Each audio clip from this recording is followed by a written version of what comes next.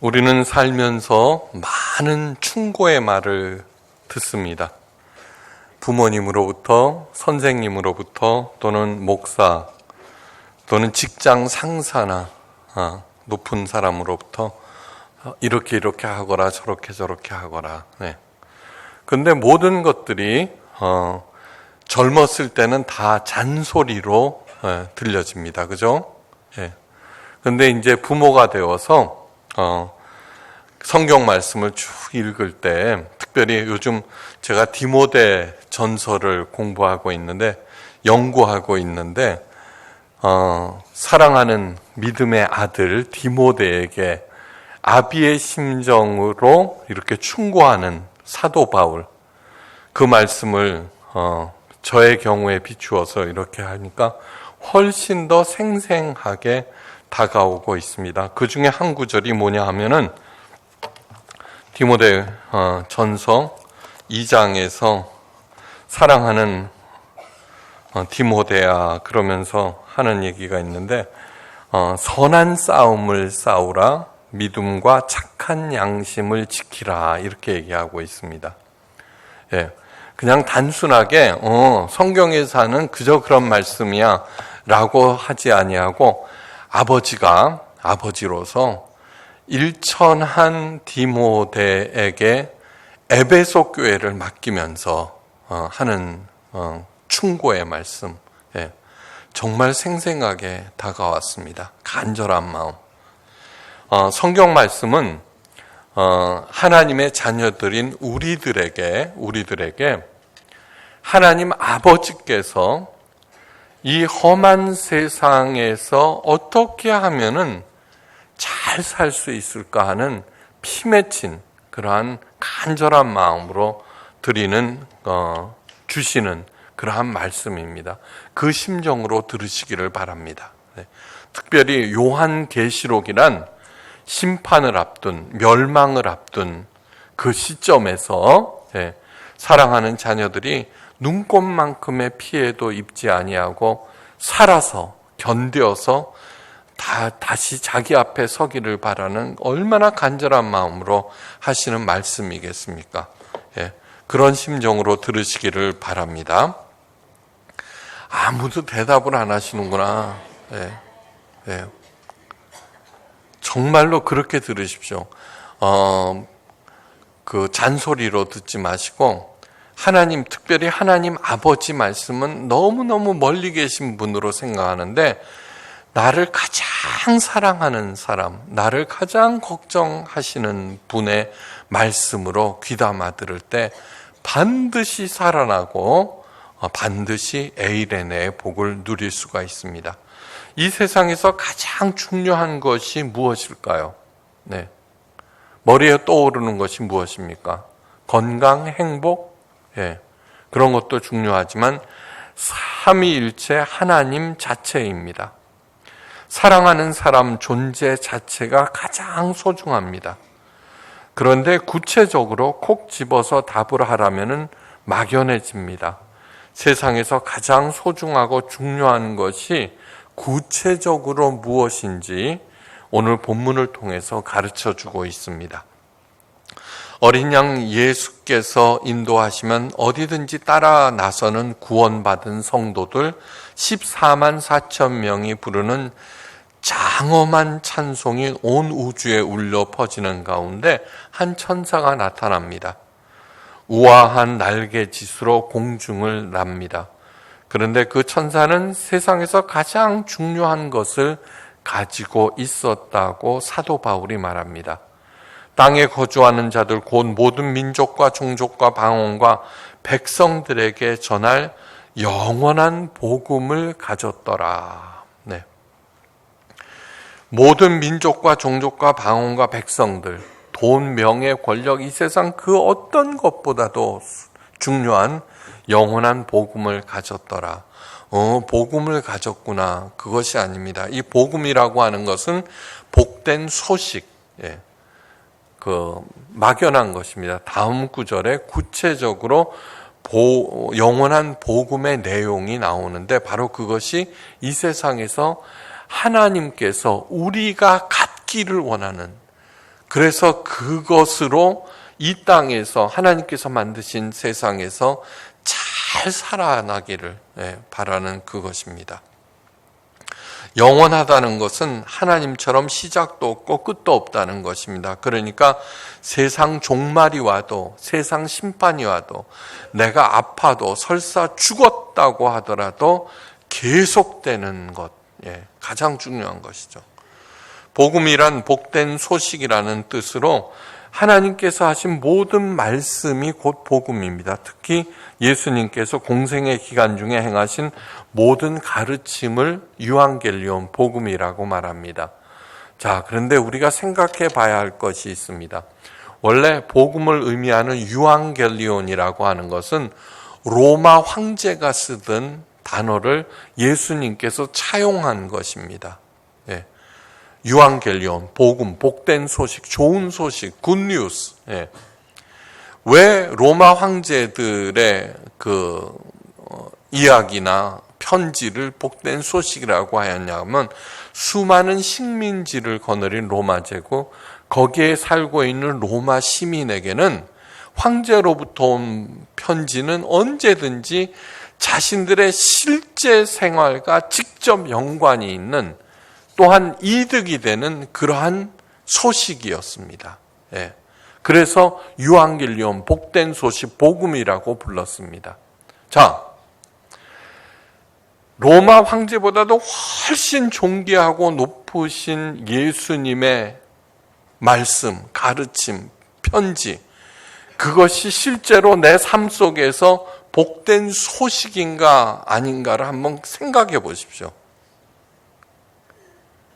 아니기가 쉽죠, 그죠? 예수님께서 십자가에 목숨을 걸면서까지, 버리시면서까지 가르쳐 주신 그 내용이 로마 황제가 보낸 그 소식보다도 훨씬 힘이 없는, 오늘 말로 얘기하면은 만몬신의 그 소식이 주가가 올랐다, 뭐 했다, 집값이 올랐다, 그것이 유앙겔리온이 되는 그러한 세상.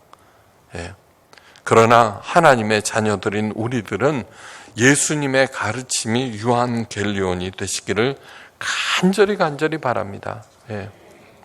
오늘 본문에서도 돈독이 올라서 사는 사람들, 그 안에는 죽을 때까지, 아니 영원히 쉼을 얻을 수 없다고 오늘 본문에서 얘기하고 있습니다.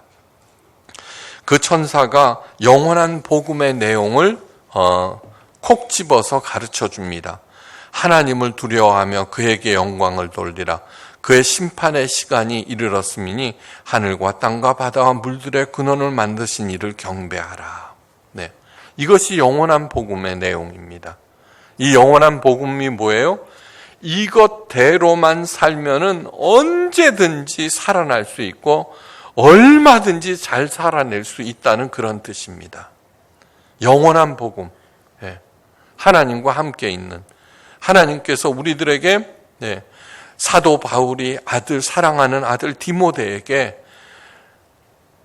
믿음과 착한 양심으로 선한 싸움을 싸우거라, 그렇게 충고하듯이 하나님 아버지께서 이 땅에서 살고 있는 우리들에게 하신 말씀, 첫째는 하나님을 두려워하거라. 하나님을 두려워하거라. 둘째로는 하나님께만 영광을 돌리거라. 셋째로는 하나님을 경배하거라. 경외심이 어떤 것이냐, 포배우가 어떤 것이냐를 사도 베드로가 보여주었습니다. 예수님께서 밤새도록 허탕을 친 어부 베드로에게 그물 칠 곳을 가르쳐 주셨습니다. 그 말에 따라서 그물을 놓으니까 엄청난 양의 물고기, 그물이 찢어질 것처럼 잡혔습니다. 그때 어부 베드로는 목수 예수님께, 아니 당신 목수가 아니요? 그런데 어떻게 물고기가 많은 곳을 그렇게 잘 알고 있어라고 말하지 아니하였습니다. 대신 갑자기 예수님 앞에 무릎을 꿇으면서 말합니다.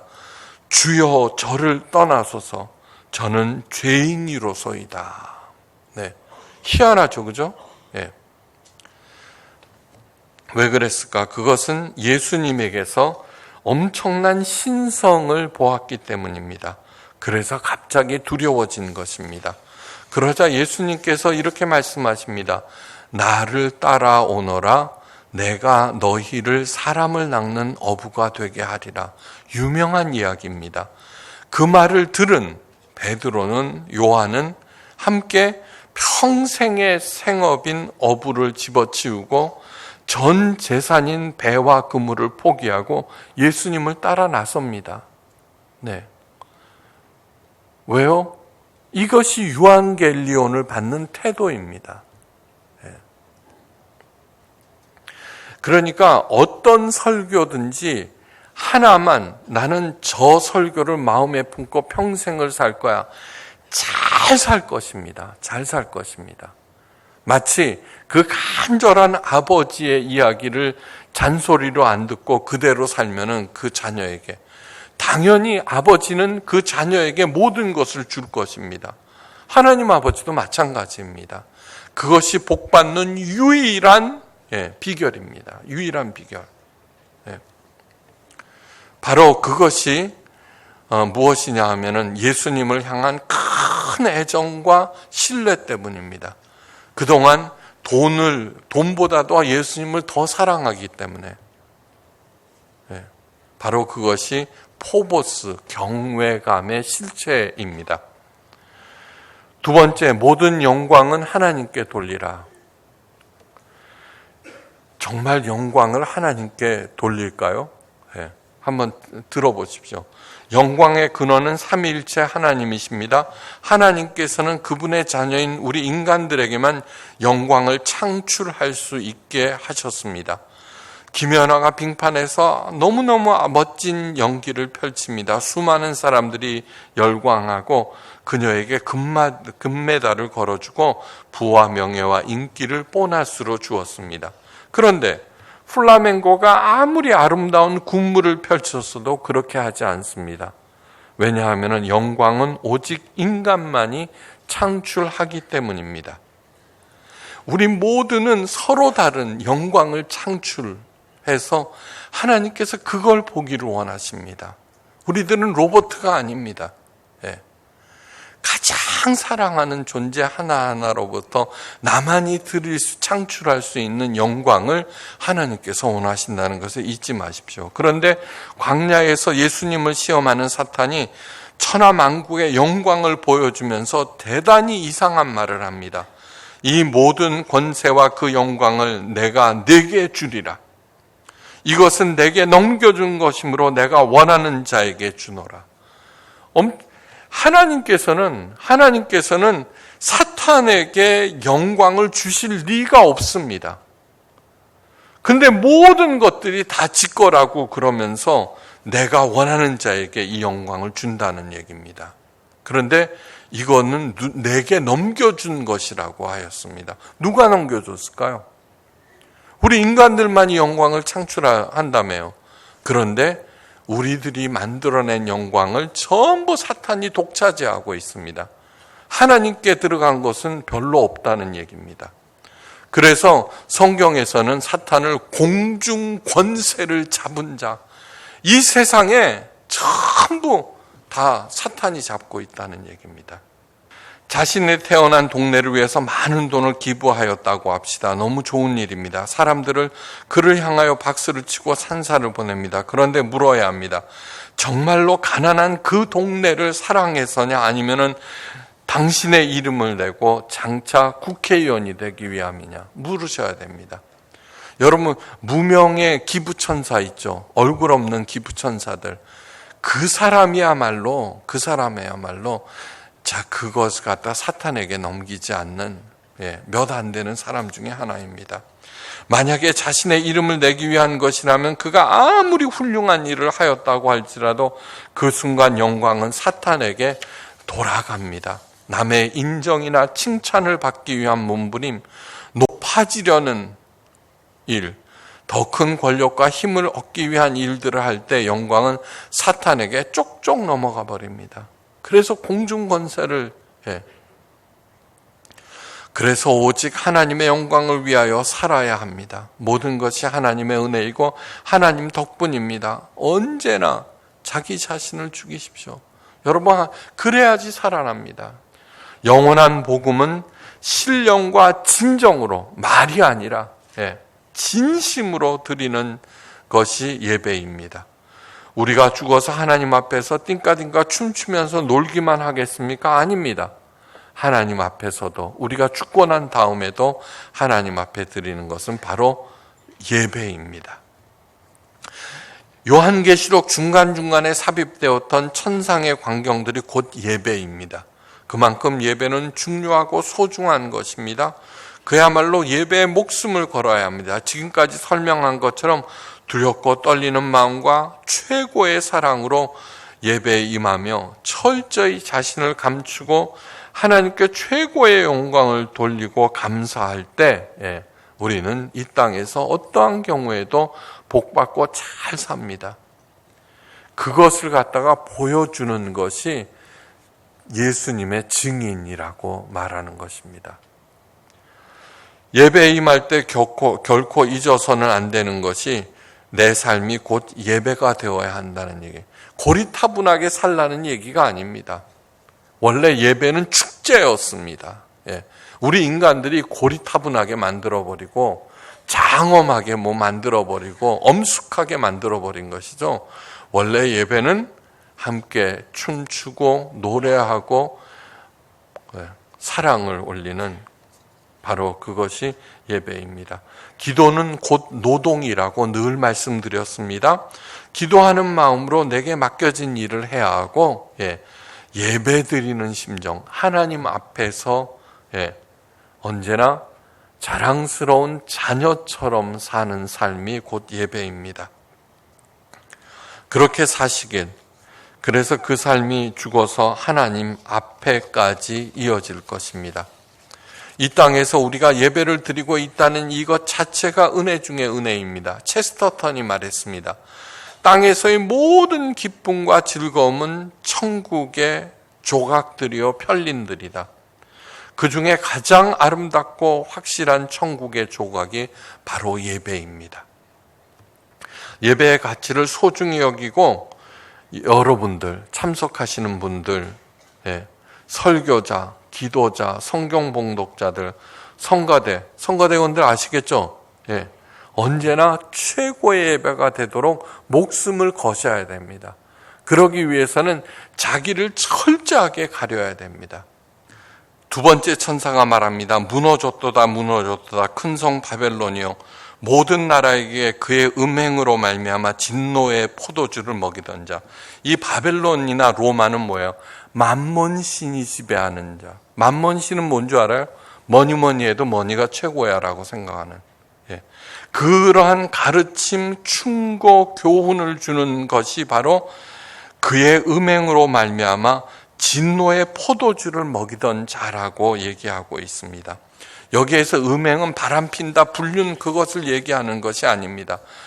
성경에서 말하는 음행이라고 하는 것은 무엇이냐 하면은, 나는 하나님을 가장 사랑해야 되는데 그 마음을 버리고 한눈을 돈에게, 만몬신에게 내 마음을 주었다. 음행하는 거죠. 그거를 음행이라고. 그래서 기복신앙자들을 성경에서는 뭐냐 그러면, 전도봉사 헌금 열심히 합니다. 1,000번째 열심히 드립니다. 너 그거 왜 하니? 하나님의 영광을 위해서가 아니라 나 이 땅에서 잘 먹고 잘 살기 위해서. 그건 뭐냐 그러면은, 사랑하는 마음이 없음에도 불구하고 저 사람이 부자고 그걸 갖다가 해서는 시집 가는 거하고 똑같습니다. 이게 불행할 수밖에 없죠. 그거를 음행이라고 합니다. 로마는 이방인들을 정복하고는 그들이 섬기는 신들을 다 인정해 주었는데 유대교도 용인하였습니다. 그런데 유독 기독교만은 극심한 탄압으로 용인하지 않았습니다. 왜요? 기독교는 다른 종교와는 극명한 차이가 있었기 때문입니다.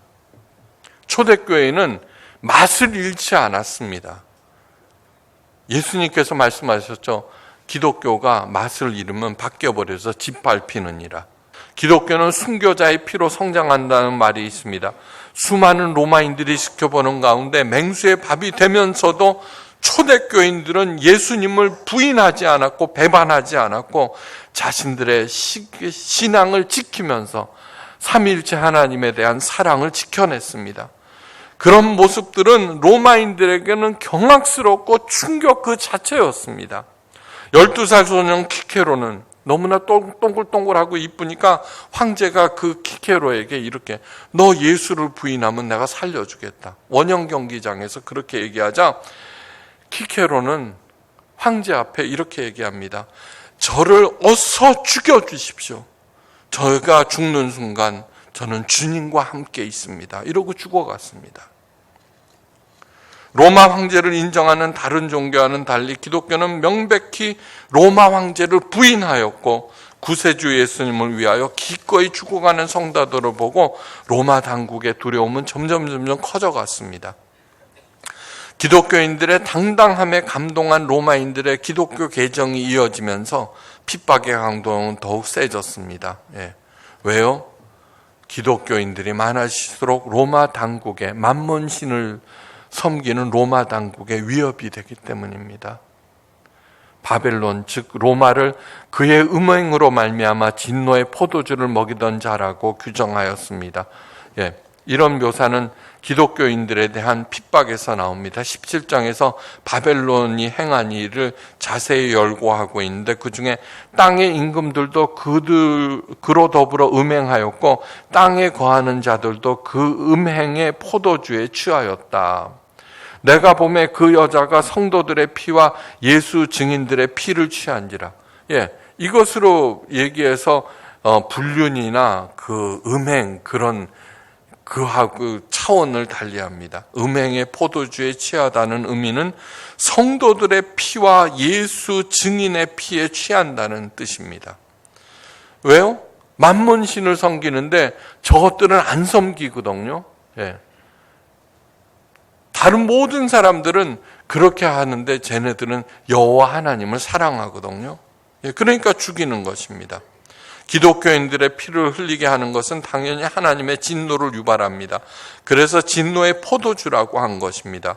음행의 포도주는 곧 성도들의 피요 동시에 하나님의 진노의 포도주입니다.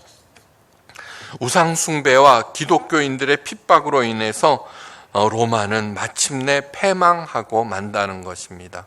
셋째 천사가 가장 중요한 말을 합니다.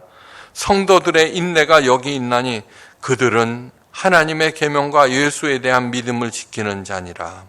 그러자 하늘에서 음성이 울려왔습니다. 기록하라. 지금 이후로 주 안에서 죽은 자들은 복이 있도다. 그들의 수고를 그치고 쉬리니 이는 그들이 행한 일을 따름이니라. 최고의 복은 눈에 보이지 않는 하나님이 나의 사랑이 대상이 되었다는 것입니다. 그리고 여기에서 살아서 그분을 사랑하고 그 다음에 그분께 영광을 돌림으로 하나님께서 주신 시간과 생명과 에너지가 쓸데없이 탕진되거나 사탄에게 넘어가는 일을 방지해 주셨다는 것입니다. 바로 그것이 주 안에서 죽는 것입니다. 이 복의 무한한 가치, 엄청난 가치를 깨달아 알아서 살아서 하나님께 감사와 영광을 돌리다가 우리의 발걸음이 좀 피곤하고 어렵더라도 마지막 혼인잔치에 참여하는 저와 여러분 되시길 주의 이름으로 축원합니다. 기도하십니다.